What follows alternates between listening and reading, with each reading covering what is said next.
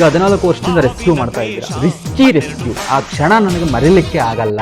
ಹಾವು ಅಂದ್ರೆ ಎಂತವ್ರ ಮನೆಗೂ ಬಿಡಲ್ಲ ತರ ಬಂದೆ, ಪೊಲೀಸ್ ತರ ಬಂದು ಇಮಿಡಿಯೇಟ್ಲಿ ಬಂದು ಹಾವಿಡ್ದ.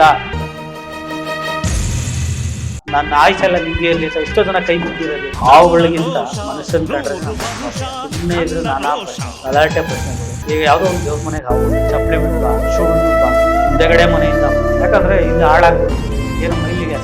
ಈಗ 14 ವರ್ಷದಿಂದ ರೆಸ್ಕ್ಯೂ ಮಾಡ್ತಾ ಇದ್ದೀರಾ.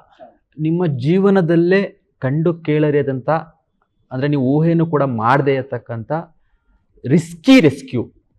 ನನ್ನ ಪ್ರಾಣನೇ ಹೊರಟೋಯ್ತು, ಕಚ್ಚೇ ಬಿಡ್ತು ನಾಗರಾವು, ಇಲ್ಲ ಕೊಳಕಮಂಡಲ ಹಾವ ಕಚ್ಚೇ ಬಿಡ್ತು, ಆ ಕ್ಷಣ ನನಗೆ ಮರೀಲಿಕ್ಕೆ ಆಗಲ್ಲ ಅನ್ನೋ ಥರ ಯಾವ್ದಾದ್ರು ಘಟನೆನ ನೆನಪಿಸ್ಕೊಬೋದಾ?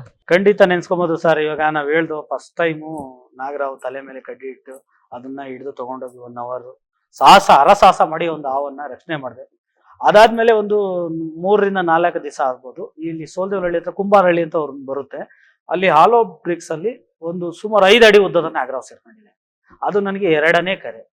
ಹೆಂಗಾಗಿರ್ಬೇಕು ನಮ್ಗೆ, ದೊಡ್ಡದಾಗ ನಾವು ಸ್ಟಿಕ್ಕು ಗಿಕ್ಕು ಎಲ್ಲ ಎತ್ಕೊಂಡು ಶೂ ಎಲ್ಲ ಹಾಕೊಂಡು ಹೋಗೋದು. ಅಲ್ಲಿ ನೋಡ್ರೆ ಹಾಲೋ ಬ್ರಿಕ್ಸ್ ತೆಗೆದು 5 ಅಡಿ ನಾಗರಾವ್ ಎಡೆ ಎತ್ಕೊಂಡು ನಿಂತ್ಕೊಂಡು ಮೈಯೆಲ್ಲ ವೈಬ್ರೇಷನ್ ಆಗೋಯ್ತು. ಈಗ ಸಡನ್ ಆಗಿ ಯಾರೋ ಸೈಕಲ್ ತೊಳಿತಿದ್ದ ಮನುಷ್ಯನ್ಗೆ 10 wheel ಕೊಟ್ಬಿಟ್ಟು ಓಡಿಸಿದ್ರೆ ಹೆಂಗಾಗುತ್ತೆ, ಆ ರೀತಿ ನಮ್ಗೆ ತರ ಆಗೋಯ್ತು.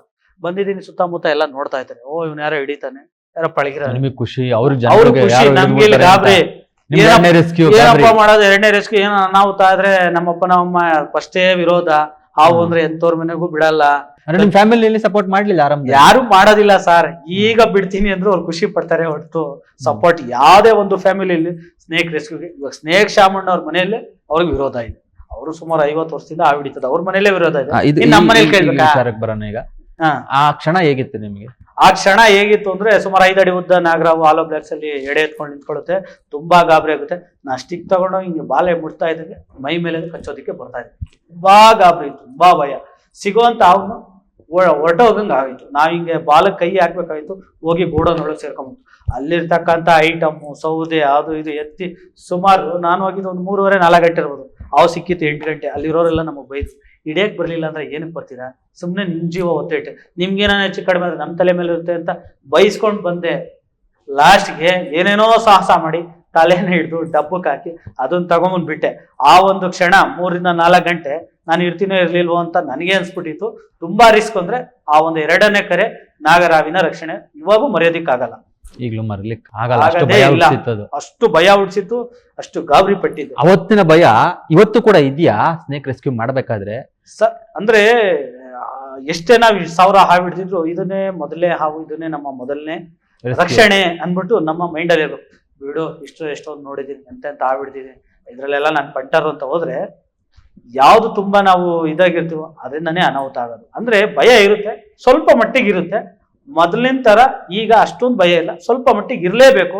ಈ ಎಂತ ಕಿಲಾಡಿ ಆದ್ರೂ ಸ್ವಲ್ಪ ಮಟ್ಟಿಗಾದ್ರೂ ಭಯ ಇದ್ರೆ ಅದು ಉತ್ತಮ ಒಂದು ರಕ್ಷಣೆ ಅಂತ ನನ್ನ ಅಭಿಪ್ರಾಯ. ಸ್ವಲ್ಪ ಪ್ರಮಾಣದ ಭಯನಾದ್ರೂ ಇಟ್ಕೊಂಡು ರೆಸ್ಕ್ಯೂ. ಹೌದು, ಯಾಕಂದ್ರೆ ನಮ್ಮ ಫ್ಯಾಮಿಲಿ ಇರುತ್ತೆ, ತಂದೆ ತಾಯಿ ಇರ್ತಾರೆ, ಫ್ರೆಂಡ್ಸ್ ಇರ್ತಾರೆ. ನಾವೊಂದು ಹಾವು ಹಿಡಿಲಿಕ್ಕೆ ಹೋದಾಗ ಮತ್ತೆ ಬರ್ತಾನೋ ಇಲ್ವೋ ಅನ್ನೋ ಗ್ಯಾರಂಟಿ ಇಲ್ಲ, ಫ್ರೆಂಡ್ಗೂ ಇರಲ್ಲ. ಸಾಕಷ್ಟು ಜನ ರೆಸ್ಕ್ಯೂ ಮಾಡ್ತಕ್ಕಂಥವ್ರು ಅರಣ್ಯ ಇಲಾಖೆಯವರು ಕೂಡ ಹಾವಿನ ದಾಳಿಗಳಿಗೆ ಬಲಿಯಾಗಿರ್ತಾರೆ. ಹೌದು, ಖಂಡಿತ. ಸೊ ಆದ್ರೂ ಈಗಲೂ ಭಯ ಇಟ್ಕೊಂಡೇ ಹೋಗ್ಬೇಕು. ಎಲ್ಲಾ ರೆಸ್ಕ್ಯೂರ್ಗೂ ನೋಡಿ ಸರ್, ಸಡನ್ ಆಗಿ ಈಗ ನಾವು ರಕ್ಷಣೆ ಮಾಡಿರ್ಬೋದು, ಸುಮಾರು ಹಾವುಗಳನ್ನ ಹಿಡಿದಿರ್ಬೋದು. ಸಡನ್ ಆಗಿ ನಾವು ಹೋಗ್ಬೇಕಾದ್ರೆ ಬೈಕ್ ಕಾರ್ಗೂ ಅಡ್ಡ ಬಂತು, ನಮಗೂ ಭಯ ಆಗುತ್ತೆ ಸರ್. ಅದ್ರ ಬಗ್ಗೆ ಕಲ್ತಿರ್ತೀವಿ, ಓದಿರ್ತೀವಿ, ಅದನ್ನ ಹೇಗೆ ರೆಸ್ಕ್ಯೂ ಮಾಡ್ಬೇಕು ಅನ್ನೋದು ಕಲ್ತಿರ್ತೀವಿ. ಸಡನ್ ಆಗಿ ಬಂತು ಅಂದ್ರೆ ಎಂತವ್ರಿಗೂ ಭಯ ಆಗುತ್ತೆ. ನಮಗೂ ತಲೆಯಲ್ಲಿ ಸ್ವಲ್ಪ ಮಟ್ಟಿಗೆ ಭಯ ಇರುತ್ತೆ. ಅದನ್ನ ಯಾವ ರೀತಿ ರಿಸ್ಕ್ ಇಲ್ದಂಗೆ ಹಿಡಿಬೇಕು ಅನ್ನೋದು ನಾವು ಕಲ್ತಿರ್ತೀವಿ ಸರ್. ಒಂದೇ ದಿನದಲ್ಲಿ ಒಂದೇ ದಿನ ಸಿಂಗಲ್ ಡೇಲಿ ಮ್ಯಾಕ್ಸಿಮಮ್ ಹಾವು ಅಂದ್ರೆ ಎಷ್ಟು ಹಿಡಿದಿದ್ದೀರಾ ಸರ್? ನನಗೆ ಸುಮಾರು ಒಂದು 4 ವರ್ಷದ ಹಿಂದೆ ಈ ಜೂನ್ ಜುಲೈ ಏನಾಗುತ್ತೆ ಅಂದ್ರೆ ಸೀಸನ್, ಪ್ರತಿ ವರ್ಷ ಹಾವುಗಳು ಮೊಟ್ಟೆಯಿಂದ ಆಚೆ ಬರೋ ಒಂದು ಸಮಯ ಜೂನ್ ಜುಲೈ. ಈ ಒಂದು ಸಂದರ್ಭದಲ್ಲಿ ಹಾವಿನ ಸಂರಕ್ಷಕರಿಗೆ ಸುಮಾರು ಡೈಲಿ 8, 10, 15 ಹಿಂಗೆ ಕರೆ ಬರುತ್ತೆ. ನನ್ಗೆ ಹಾಗೆ ಒಂದೇ ದಿವಸದಲ್ಲಿ 10 ಕರೆ ಬಂದಿತ್ತು. 8 ಹಾವಿನ ಸಂರಕ್ಷಣೆ ಯಶಸ್ವಿಯಾಗಿ ಮಾಡಿದೆ. 8 ಹಾವು ಹಿಡಿದಿರೋದು ನನ್ನ ಒಂದು ಹಿಸ್ಟ್ರಿಯಲ್ಲಿ. ಒಂದು ದಿವಸದಲ್ಲಿ 8 ಹಾವಿನ ಸಂರಕ್ಷಣೆ ಮಾಡಿದೆ. ರೀತಿ ಹಾವು ಅಥವಾ ಬೇರೆ ಬೇರೆ ಜಾತಿ? ಇಲ್ಲ ಸರ್, ಒಂದು 5 ನಾಗರಾವು, ಒಂದು 2 ಕೆರೆ ಹಾವು, ಒಂದು ನೀರಾವಿರ್ಬೋದು, ಒಂದು ನೀರಾವು, ಒಂದು ತೋಳದಾವಿರ್ಬೋದು.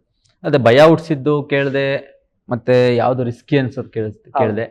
ಈ ಯಾವ್ದೋ ಒಂದು ಸ್ನೇಕ್ ನ ರೆಸ್ಕ್ಯೂ ಮಾಡಿದಾಗ ಇದು ನನ್ನ ಮನಸ್ಸಿಗೆ ಆತ್ಮ ತೃಪ್ತಿ ಆಯ್ತು, ಅಥವಾ ನಾನು ಮಾಡಿದ್ದು ಕೆಲಸಕ್ಕೆ ಸಾರ್ಥಕ ಆಯಿತು ಅನ್ನೋದು ಯಾವ್ದಾರ ಕ್ಷಣ ನೆನಪಿಸ್ಕೊಂಬೋದ?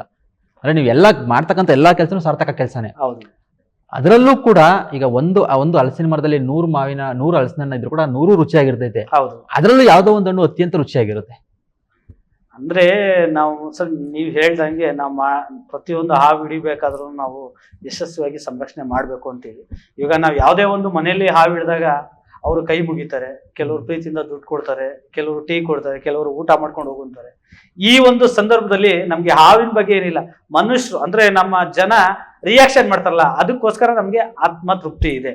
ಹೆಂಗೋ ಬಂದೆ ಅಪ್ಪ, ಒಳ್ಳೆ ಸೈನಿಕನ ತರ ಬಂದೆ, ಪೊಲೀಸ್ ತರ ಬಂದೆ, ಇಮಿಡಿಯೇಟ್ಲಿ ಬಂದು ಹಾವಿಡ್ದ, ನನ್ನ ಆಯುಷೆಲ್ಲ ನಿಮ್ಗೆ ಇರ್ಲಿ ಅಂತ ಎಷ್ಟೋ ಜನ ಕೈ ಮುಗಿತಾರೆ.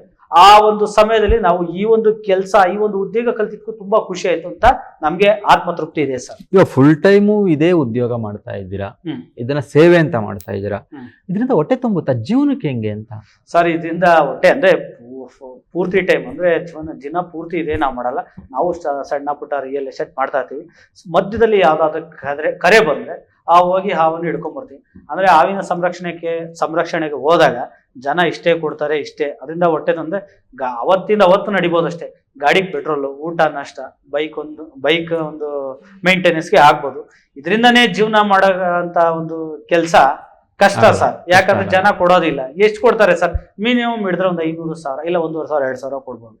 ಡೈಲಿ ಅದೇ ರೀತಿ ಕರೆ ಬರ್ತವೆ ಅಂತ ಹೇಳಕ್ಕಾಗಲ್ಲ. ಡೈಲಿ ಅಷ್ಟೇ ನಾವು ಸಂಪಾದನೆ ಮಾಡ್ತೀವಿ ಅಂತ ಹೇಳಕ್ಕಾಗಲ್ಲ. ಪಾರ್ಟ್ ಟೈಮ್ ಆಗಿ ಮಾಡ್ತಾರೆ, ಇನ್ನು ಕೆಲವರು ಪೂರ್ತಿ ಟೈಮ್ ಆಗಿ ಮಾಡ್ತಾರೆ ಮಲೆನಾಡು ಭಾಗಗಳು. ಈಗ ರೆಸ್ಕ್ಯೂ ಮಾಡಕ್ ಹೋಗಿದ್ದ ಸಂದರ್ಭದಲ್ಲಿ ಜನಗಳಿಂದ ಬೈಸ್ಕೊಂಡಿರ್ತಕ್ಕಂಥದ್ದು ಅಥವಾ ನೀನು ಮಾಡಕ್ಕಾಗ್ಲಿಲ್ಲ ಅಂತ ಈ ತರ ಹತಾಶೆ ಆಗಿರ್ತಕ್ಕಂಥ ಯಾವ್ದಾದ್ರು ನೆನೆಸ್ಕೊಬೋದಾ? ಸರ್ ಸುಮಾರು. ಹೌದು ಸರ್. ಈಗ ಹಾವುಗಳಿಗಿಂತ ಮನುಷ್ಯನ್ ಕಂಡ್ರೆ ನಮಗ್ ತುಂಬಾ ಭಯ. ಯಾಕಂದ್ರೆ ನಾವೇನ ತೊಂದರೆ ಕೊಟ್ರೆ ಹಾವು ತೊಂದರೆ ಕೊಡುತ್ತೆ. ಮನುಷ್ಯರು ಹೆಂಗಲ್ಲ, ಸುಮ್ಮನೆ ಇದ್ರೆ ನಾನಾ ಪ್ರಶ್ನೆಗಳು, ಗಲಾಟೆ ಪ್ರಶ್ನೆಗಳು. ಈಗ ಯಾವುದೋ ಒಂದು ದೇವ್ರ ಮನೆಗೆ ಹಾವು ಹೋಗಿರುತ್ತೆ, ಚಪ್ಪಲಿ ಬಿಟ್ಟು ಬಾ, ಶೂ ಬಿಟ್ಬಿಟ್ಟು ಬಾ, ಹಿಂದೆಗಡೆ ಮನೆಯಿಂದ ಬಾ, ಯಾಕಂದ್ರೆ ಇಲ್ಲಿ ಹಾಳಾಗ್ಬಿಡ್ತದೆ, ಏನೋ ಮೈಲಿಗೆ ಹಾಕ್ಬಿಡ್ತದೆ. ಸ್ವಾಮಿ, ನಾವು ನಿಮ್ ಜೀವನ ಉಳ್ಸಕ್ ಬಂದಿರ್ತೀವಿ, ಜೊತೆಗೆ ನಮ್ಮ ಪ್ರಾಣ, ಹಾವಿನ ಪ್ರಾಣ, ನಿಮ್ಮ ಒಂದು ಜನರ ಮನೆಯವರ ಪ್ರಾಣ, 3 ಜನ ಪ್ರಾಣನ ಒತ್ತಿಟ್ಟು ಒಂದು ಹಾವನ್ನು ಹಿಡಿಬೇಕು. ಗಲೀಜಾದ್ರೆ ನೀವು ಪೆನಾಲ ಗಿನಲ್ಲ ಸೊಪ್ಪು ಹಾಕೊಂಡು ಹೊಡ್ಸ್ಕೊಂಬೋದು. ಅದೇ ಜೀವಕ್ಕೆ ಹಾನಿ ಅಂದ್ರೆ ಮತ್ತೆ ತರೋದಿಕ್ಕಾಗಲ್ಲ. ಈ ತರ ಹಲವಾರು ಪ್ರಶ್ನೆ ಮಾಡ್ತಾರೆ. ಆಮೇಲೆ ತಗೊಂಡೋಗಿ ವಿಷ ತೆಗಿತೀರಾ, ತಗೊಂಡೋಗಿ ಸೇಲ್ ಮಾಡ್ತೀರಾ, ದುಡ್ಡು ಕೊಡ್ಬೇಕಾ? ಯಾವ ಫಾರೆಸ್ಟ್ ಡಿಪಾರ್ಟ್ಮೆಂಟ್ ಇಂದ, ಯಾವ ಒಂದು ಸಂಘ ಸಂಸ್ಥೆಯಿಂದನೂ ನಮ್ಗೆ 1 ರೂಪಾಯಿ ಸಹ ಆದಾಯ ಇಲ್ಲ. ಇವಾಗ ಹಿಡಿತೀವಲ್ಲ, ಆ ಮನೇಲಿ ಏನು ದುಡ್ಡು ಕೊಡ್ತಾರೆ, 100 ಆಗಿರ್ಬೋದು, 500 ಆಗಿರ್ಬೋದು, 1000 ಆಗಿರ್ಬೋದು, ಖುಷಿಗೆ, ಅವರ ಖುಷಿಗೆ. ಇದರಲ್ಲಿ ಡಿಮ್ಯಾಂಡ್ ಮಾಡಿ ಕೇಳಕ್ಕಾಗಲ್ಲ. ಡಿಮ್ಯಾಂಡ್ ಮಾಡಿದ್ರೆ ಹಾವನ್ನ ಹೊಡೆದಾಕ್ತಾರೆ. ಕೊಟ್ಟಷ್ಟು ಪ್ರೀತಿ ಹಿಡಿಯಕ್ಕೆ ಹೋದ್ರೆ ಬಿಟ್ಗುಂಡಿ, ಬಾತ್ರೂಮು, ಮಸ್ಲು ಮನೇಲಿ ಇರೋದು ಹಿಡಿಸ್ತಾರೆ. ಸ್ವಾಮಿ, ನಿಮ್ಗೆ ಹಾವಿಂದ ತೊಂದರೆ ಆಗ್ತಿದೆ ಅಂತ ಅಂದ್ರೆ ಮಾತ್ರ, ಅಂದ್ರೆ ನಿಮ್ಮ ಮನೆ ಒಳಗಡೆ, ನಿಮ್ಮ ಒಂದು ಕಾಂಪೌಂಡ್ ಒಳಗಡೆ ಇದ್ರೆ ಮಾತ್ರ ಕರೀರಿ. ಸುಮ್ನೆ ಅನಾವಶ್ಯಕವಾಗಿ ಅದೆಲ್ಲೋ ಫೀಲ್ಡ್ ಅಲ್ಲಿ ಹೋಗ್ತಾ ಇರುತ್ತೆ, ಅದೆಲ್ಲೋ ಮೋರಿಯಲ್ಲಿ ಹೋಗ್ತಾ ಇರುತ್ತೆ, ನಿಮ್ಗೆ ತೊಂದರೆನೇ ಆಗಲ್ಲ ಅಂತ ಅವುಗಳನ್ನೆಲ್ಲ ಇಡಿಸ್ಬೇಡಿ. ಅದ್ರ ಪಾಡ್ಗದಿರುತ್ತೆ. ಹಾವು ಹೆಚ್ಚಾದಂತೆ ಇಲಿ ಒಂದು ಸಂತತಿ ಕಮ್ಮಿ ಆಗ್ತದೆ. ಇಲಿ ಸಂತತಿ ಕಮ್ಮಿ ಆದ್ರೆ ಇಲಿಯಿಂದ ಹರಡ್ತಕ್ಕಂಥ ಒಂದು ರೋಗಗಳ ಸಂಖ್ಯೆ ಕಮ್ಮಿ ಆಗ್ತದೆ. ಹಾವು ಒಂದು ಪ್ರಕೃತಿಯ ಭಾಗ.